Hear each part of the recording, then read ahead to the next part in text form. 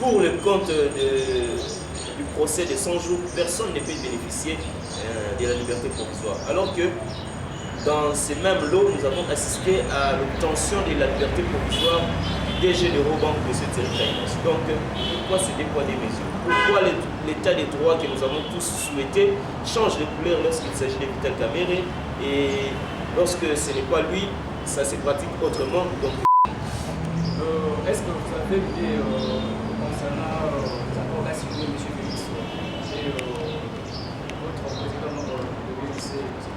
Mais justement, l'accord de Nairobi, ce n'est que 2 pages. Nous avons convenu, nous, UNC, d'accompagner le président Fachi pour 5 ans. Et en 2023, l'IDPS et le président Fachi feraient de même. C'est que l'honorable Vital Kamerhe, jusqu'à preuve du contraire, reste le directeur des cabinets du président de la République, puisqu'il n'y a pas encore une ordonnance qui vient abroger la précédente. Donc l'honorable Vital Kamerhe, suite à son empêchement, a vu un intérimaire être désigné, mais cela ne veut pas dire qu'il est démis de ses fonctions. L'ancien président de la République démocratique Congo, Joseph Kabila, un pion de Joseph Kabila, ça veut dire quoi? Joseph Kabila, je ne pense pas. Pour que Joseph Kabila ait des informations, tout comme on le sait, il se voit avec son partenaire Fachi. Et dans la plupart des cas, lorsque le président Kabila se rencontre avec le président honoraire Kabila se rencontre avec le président actuel Fachi, très souvent c'est à l'absence de Vital Kamerhe. C'est en ces moments qu'ils s'échangent des informations.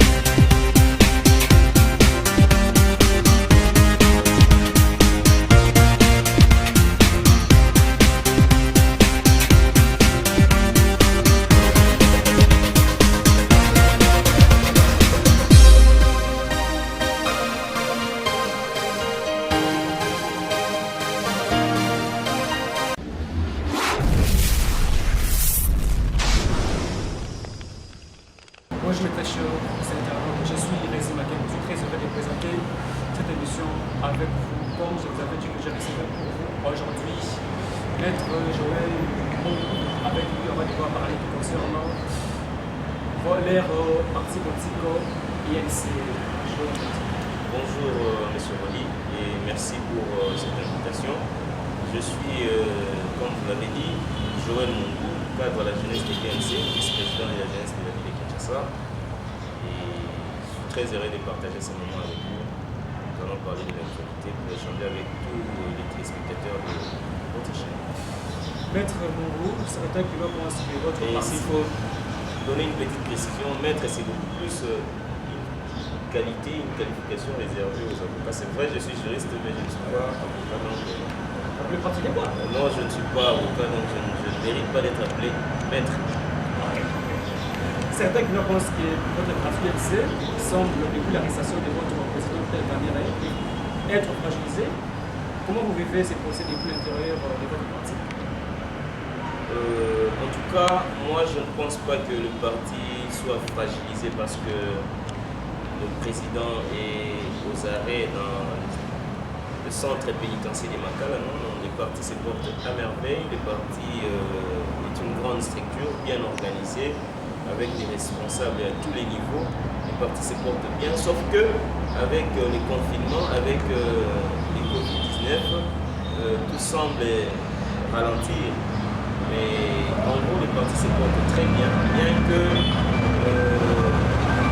vivre dans un parti dont les leaders se trouvent injustement incarcérés dans la prison centrale de Makala, ça peut toutefois affecter le moral de plus d'un militant, mais nous essayons de faire avec et nous continuons à croire que notre président est innocent parce que sa culpabilité n'est pas encore établie. Vous avez suivi l'audience du 11, tout comme l'audience du 25. Après 40 jours de détention, ni les magistrats parquet de Matete, moins encore les avocats de la République ou les ministères publics n'est parvenu à prouver les indices sérieux de culpabilité pour lesquels ils avaient incarcéré mon président. C'est ce qui nous pousse à croire que le président Vital Kamerhe sera acquitté, parce que je ne pense pas dans 6 jours après les renvois du 25, ils vont trouver les indices de culpabilité ou les preuves de culpabilité qu'ils n'ont pas réussi à trouver après 40 jours d'incarcération. Non, je ne pense pas. Les partis se portent bien et nous croyons à l'innocence de notre président, parce qu'après avoir suivi les prévenus Jamal, après avoir suivi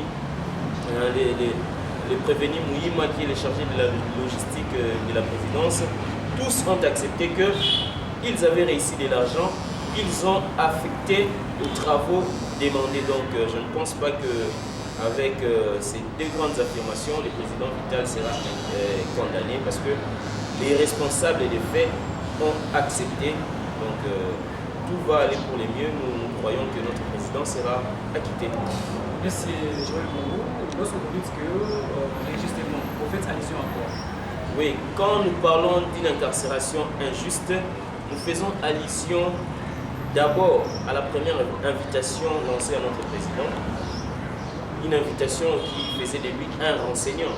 Il est venu de bonne foi coopérer avec la justice, mais malheureusement, malgré sa bonne foi, malgré sa bonne volonté de renseigner la justice, le juge, alors que l'identité de notre président n'était pas à craindre, alors que sa résidence était connue, alors que le juge savait qu'il est le directeur du cabinet du président de la République, ce qui veut dire, si on ne le trouve pas à la maison, on va le trouver à son lieu de travail. Donc tous ces éléments réunis nous poussent à croire que notre président était victime d'une arrestation arbitraire, et il y a plein d'autres éléments qui peuvent nous pousser à croire que cette arrestation était une arrestation arbitraire. Merci beaucoup, arbitraire. Parce que vous êtes journaliste, vous le savez, dans les mêmes procès, il y a certains qui viennent comparaître en homme libre, notamment les chargés de la logistique, notamment le responsable des Safricas, M. Blackburn, ils viennent comparaître en homme libre. Qu'est-ce qui prouve qu'aujourd'hui, si Vital Kamerhe était relaxé, il ne reviendrait pas pour continuer l'instruction avec le tribunal de la zone. Donc, la bonne foi de l'honorable Vital Kamerhe à coopérer avec la justice n'est plus à démontrer. Donc, c'est pourquoi il avait lui-même posé la question au juge: qu'est-ce que je fais à Makala après l'acceptation de M. Jamal d'avoir reçu 57 millions? Qu'est-ce que je fais à Makala après l'acceptation de M. Mouhima d'avoir reçu plus d'1 million de dollars pour des détournements? Donc tous ces éléments nous poussent à croire que le président Vital Kamerhe a droit à sa liberté, qu'on le refuse depuis plus de 4 fois. Donc c'est tout à fait regrettable. Ce n'est pas ça, cet état de droit que l'UNC a combattu pour instaurer. Non, non. Nous avons voulu un état de droit qui mette dans un même pied d'égalité tous les Congolais, et non une justice à double vitesse. Non, non, nous n'avons pas combattu pour ça. C'est pourquoi nous continuons à dénoncer les ingérences politiques qui entourent le procès de notre leader, de notre président, l'honorable Vital. Merci beaucoup. Alors, pensez-vous que Vital Kamerhe est victime d'un complot pour lui écarter définitivement de 2023? Si oui, que derrière ce complot? Oui, nous ne pouvons pas écarter cette thèse-là, parce que à plusieurs reprises, nous avons assisté à des sorties médiatiques. Il y a même le secrétaire, le président honoraire, non, le président ad intérim de l'IDPS lors du 38e anniversaire de l'IDPS ici au Stade des Martyrs, qui avait déclaré que l'IDPS reste au pouvoir aujourd'hui, demain et jusqu'à l'éternité. Cette déclaration ne va pas dans le sens du respect de l'accord de Nairobi. Ce n'est qu'un exemple. Donc, de la même manière, l'honorable Vital Kamerhe a des détracteurs au sein du CACH. Il en a également au sein du FCC, parce que nous avons suivi la déclaration de son Excellence, Monsieur le ministre de la Justice, qui avait dit que pour le compte du procès de 100 jours, personne ne peut bénéficier de la liberté provisoire. Alors que dans ces mêmes lots, nous avons assisté à l'obtention de la liberté provisoire du DG d'Eurobank, M. Thierry Kainos. Donc, pourquoi ces deux poids des mesures? Pourquoi l'état des droits que nous avons tous souhaité change de couleur lorsqu'il s'agit de Vital Kamerhe, et lorsque ce n'est pas lui, ça se pratique autrement. Donc, c'est un peu désolant, mais nous ne doutons pas quant à la volonté du président de la République d'instaurer un état des droits. C'est pourquoi nous lui demandons en tant que magistrat suprême de s'élever pour ramener tout sur les rails, et ça sera dans l'intérêt de tous les Congolais. Est-ce que vous avez une idée concernant les accords qu'a signé M. Félix et votre président de l'UNC? Mais justement, l'accord de Nairobi, ce n'est que 2 pages. Nous avons convenu, nous, UNC, d'accompagner le président Fachi pour 5 ans. Et en 2023, l'IDPS et le président Fachi feraient de même. C'est ça. Et moi, je suis convaincu quant à la bonne volonté du président de la République, parce que jusque-là, les 2 personnalités, l'honorable Vital Kamerhe tout comme le président Fachi, n'ont pas encore régné l'accord. Et c'est ce qui me pousse à croire que l'accord de Nairobi a encore beaucoup de chances d'être respecté, parce que les 2 personnalités restent attachées à cet accord. Jusque-là, vous êtes encore ensemble? Nous sommes ensemble. C'est la raison pour laquelle l'UNC continue à participer au gouvernement. L'UNC continue à apporter son soutien au président de la République. C'est toujours en vertu de cet accord, et c'est pourquoi nous disons que l'accord de Nairobi reste d'actualité. Merci, M. Joël. Vous ne pensez pas que cet exposé lui-même, il n'a pas usé de son intelligence, qui lui est reconnu de devenir fêtard, trop de fêtes, et sorti en couleur avec son épouse, Madame Kabila? Non, je ne pense pas. L'honorable Vital Kamerhe, c'est un homme public. C'est un homme public qui a toujours si bien s'est comporté. Je ne sais même pas à quoi vous faites allusion. Quand vous parlez des sorties, je ne sais pas à quoi vous faites allusion. C'est un monsieur qui est resté ordinaire, qui a continué à mener sa vie comme toujours. Il a continué à habiter la même parcelle à Gombe sur l'avenue Fira. Donc, je ne vois pas à quoi vous faites allusion. L'honorable Vital Kamerhe est resté le même. Ses fréquentations sont restées les mêmes, ses amis sont restés les mêmes, donc je ne vois pas à quoi vous faites allusion. Donc ça n'a pas lieu d'être évoqué, cette question de devenir fêtard. Depuis toujours, depuis à l'opposition, quand il faut fêter un anniversaire, il le fait toujours avec ses proches, avec ses amis, donc il est resté le même. Donc on voit sur Internet plusieurs fêtes, bling bling, parfois rouge, noir, comme si mais non. Donner un code vestimentaire lors d'une fête ne veut pas dire que bling bling. Vous voulez me dire que tous ceux qui sont venus en blanc les jours de l'anniversaire, le jour du mariage de l'honorable Vital Kamerhe, s'est vu acheter ses vêtements par lui? Non. Chacun a réussi son invitation, et s'est donné la peine de respecter tout simplement les codes vestimentaires pour honorer le couple. Donc ça n'a rien à voir avec tout ça. Vous suivez cette très belle chaîne STV. Je suis avec Joël Monkou, encadre de l'UNC. Comment voyez-vous l'avenir de votre coalition?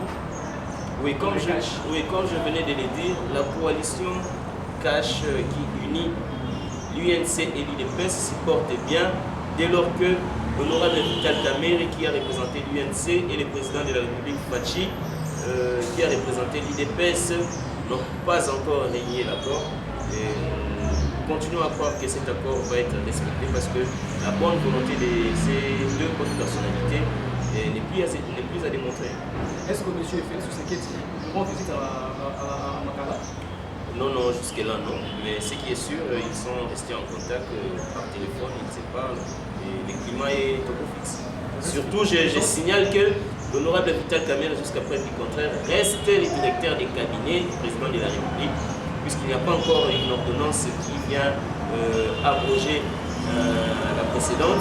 Donc l'honorable Vital Kamerhe, suite à son empêchement, a vu un intérimaire être désigné, mais cela ne veut pas dire qu'il est démis de ses fonctions. Aujourd'hui, si il recouvrait sa liberté, il va reprendre ses fonctions et continuer à servir le peuple congolais. Il ne continue pas à signer ses documents avant. Justement parce qu'il y a déjà un intérimaire, c'est ça le principe en droit administratif. Dès qu'il y a un intérimaire, c'est lui qui continue à mener les affaires courantes, mais seulement il n'a pas les pouvoirs de disposition. Et nous espérons que ces principes du droit administratif sera respecté. Une question me semble un peu une question me prélevée, je ne la pose pas, mais qui l'homme en concret. On accuse tel d'être un pion de l'ancien président de la République démocratique Congo, Joseph Kabila. Un pion de Joseph Kabila, ça veut dire quoi? Joseph Kabila, je ne pense pas. Pour que Joseph Kabila ait des informations, tout Congolais le sait, il se voit avec son partenaire Fachi. Et dans la plupart des cas, lorsque le président Kabila se rencontre avec le président honoraire Kabila se rencontre avec le président actuel Fachi, très souvent c'est à l'absence de Vital Kamerhe. C'est en ces moments qu'ils s'échangent des informations. Donc Vital Kamerhe a été secrétaire du général du PPRD depuis 2009, si je ne m'abuse.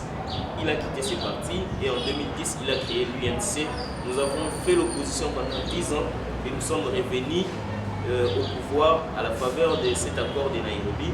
Et par la suite, le président Fachi a manifesté la volonté de travailler avec toutes les forces. C'est ce qui a fait que l'UNC et l'UDPS se retrouvent en coalition avec le FCC. Donc je ne vois pas une histoire de pion. Ce sont des options politiques qui ont été levées en âme et conscience. Et c'est pourquoi nous continuons à soutenir cette coalition KHFCC, parce qu'il nous a évité les chaos, il a plongé les pays dans la stabilité. Et c'est pourquoi à chaque fois que nous sommes devant les médias, nous interpellons les acteurs politiques, que ce soit des UNC, des UDPS, FCC, nous les appelons à la responsabilité pour que seuls les intérêts du peuple puissent nous conduire. C'est ça notre credo. Et nous pensons que les uns et les autres vont se raviser pour ne plus tomber dans les bras de fer qui nous ont amenés notamment à voir la destitution de l'honorable Jean-Marc Kabound. Donc nous l'avons regretté. Et le président Vital, depuis la prison, avait conseillé la voie de la sagesse à tous les acteurs, mais malheureusement, il n'a pas été écouté. Aujourd'hui, nous prenons acte de sa destitution. Nous avons également pris acte du communiqué du secrétaire général de l'UDPS qui avait dit que l'UDPS n'est plus intéressé à ce poste de premier vice-président. Aujourd'hui, si à la veille des élections, l'UDPS ne manifeste pas toujours cet intérêt, l'UNC, comme l'avait dit notre porte-parole, M. Gabin Moulendo, va prendre ses responsabilités pour que les pays continuent. Parce que le pays ne peut pas être bloqué parce qu'un individu a perdu son poste. Aujourd'hui, M. Vital Kamerhe est en prison, la présidence continue à fonctionner. Donc, nous ne devons pas personnaliser les débats, personnaliser les affaires de l'État. Plutôt, mettons en avant les intérêts du peuple, ça va être bénéfique à tout le monde. Bon, les gens disent que Vital Kamerhe a fréquenté du Bapes avant son arrestation. Je ne pense pas, ce sont des rumeurs. Ce sont des rumeurs. Vital Kamerhe a rencontré le président Kabila pour la dernière fois, c'était à l'Ancélé, à la résidence du président Félix Tshisekedi. Donc ce sont des rumeurs. Nous sommes habitués à ce genre de choses et ça ne nous effraie plus. Et nous savons qu'après toutes les accusations, comme c'était le cas avec 15 millions, accord du dialogue de Koyuya, les Congolais finissent toujours à donner raison à Vital Kamerhe. Donc ça ne nous dit absolument rien et nous n'avons rien à foutre de toutes ces accusations. Donc vous, Vital Kamerhe n'a pas volé. Oui. Mais il a détourné. Non, Vital Kamerhe est innocent jusque-là. La personne habilitée à dire la culpabilité de Vital Kamerhe, c'est le juge.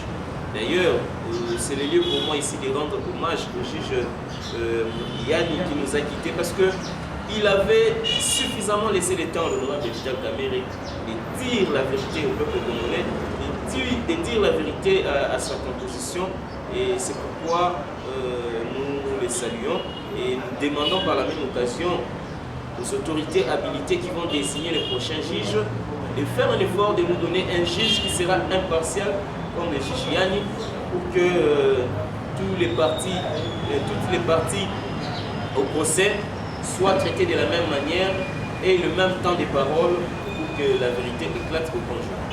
Comme nous parlons du procès, revenons dans le procès Kamere. Il y a quelques jours, le président de l'INC, Vital Kamere, avait promis qu'il mettrait du fait si on invitait sa femme à comparaître dans le dossier Saint-Jean. Quelques jours après, le juge Raphaël a décidé dans les conditions de sécurité. Vous ne pensez pas qu'on risque de vous accuser d'être à la base? Non. La plus grande question, je venais de rendre hommage à cet éminent juriste qui nous a quittés parce qu'il était impartial. Aujourd'hui, la plus grande question que nous devons poser, c'est celle de savoir à qui profitent les crimes, à qui profitent les décès du juge Yani. Parce que pour nous, ces juges ont très bien fait son travail et tout Congolais avait compris qu'avec cette allure, Vital Kamere obtiendrait la liberté provisoire. Plutôt, ces crimes, les personnes qui peuvent s'en réjouir, c'est celles-là qui s'attendaient à ce que Vital Kamere reste davantage en prison pendant plus longtemps. Donc ça ne nous profite pas parce que ça va retarder les affaires. Le nouveau juge qui va venir doit prendre le temps d'auditionner à son tour.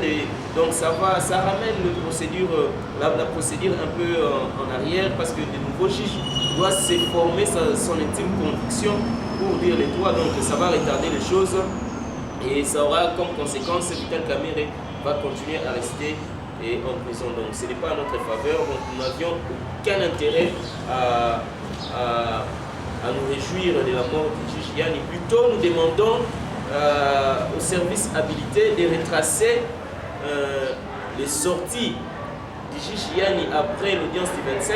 Il paraît, je dis bien il paraît, il a été reçu par les autorités de la place, notamment à la présidence de la République.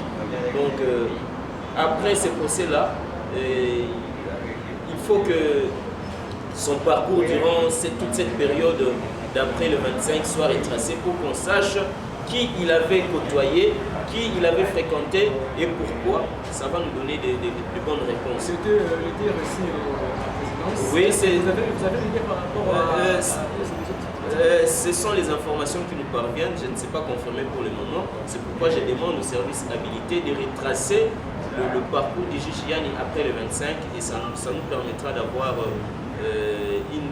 une idée sur toutes les personnes qu'il avait fréquentées en ce moment. On a parlé des masques, on a parlé de ceci et cela. Ce sont de fausses accusations. Vital Kamere est un prisonnier. Le masque qu'il porte lui-même, on lui donne ça à la prison. Et où est-ce qu'il va prendre? Mais oui, c'est la prison qui prend en charge la distribution des masques de toutes les personnes qui entrent là-bas. Où est-ce que Vital Kamere trouverait les masques pour donner à d'autres personnes alors que lui-même attend qu'on lui donne? Donc ce sont des accusations gratuites. Même quand vous parlez de mettre le feu, c'est une création de l'avocat de la République parce que ni les juges Yani n'avaient écouté ça, ni tous ceux qui étaient là n'avaient pas écouté ça, ni dans l'enregistrement de la RTNC, personne n'avait vu ça. Mais alors que lorsque l'avocat Koko Kayubi de la République menace Vital Kamere en public, nous tous nous avons suivi quand il disait tu ne vas pas échapper, quels que soient les arguments que tu donnes, tu ne vas pas échapper. Donc la vérité, non. Si dire la vérité devient de l'arrogance, donc je suis désolé. Non, Vital Kamere n'a fait justement parce que il parle au tribunal en fonction des documents qu'il détient. C'est pourquoi il avait dit nous allons échanger pièce contre pièce. Donc, donnez-moi des faits, donnez-moi des documents probants. Moi également, je vais vous retourner des documents. Et à la fin, le tribunal va dire les droits conformément aux documents et non pas aux spéculations, aux on-dit des réseaux sociaux. Non. Le droit congolais actuel, c'est un droit écrit. Donc, les juges n'auront qu'à se référer aux documents depuis la formation du contrat jusqu'à l'exécution. C'est de là que sortira la vérité et nous sommes convaincus que notre président sera acquitté parce que il a travaillé avec moralité, avec responsabilité, en exécutant les ordres, les instructions de son Excellence Monsieur le Président de la République. Donc nous sommes confiants que Vital Kamerhe sera acquitté. Si c'est le contraire. Si c'est le contraire, je ne pense pas que le contraire soit possible parce que après 40 jours, personne n'a su apporter les preuves de ce détournement. Donc je ne pense pas qu'en 7 jours, ils vont le faire. Non, Vital Kamerhe sera acquitté. Vous nous confirmez la présence des Bitakwira et des autres au prochain procès? Je ne peux pas confirmer, je ne suis pas les juges. Surtout que le nouveau juge qui revient, qui va venir, va recommencer la procédure à zéro. Je ne confirme rien. Mais seulement Bitakwira a été cité parce que le contrat des maisons préfabriquées a été signé par lui. Donc je pense qu'il a aussi des choses à dire au tribunal.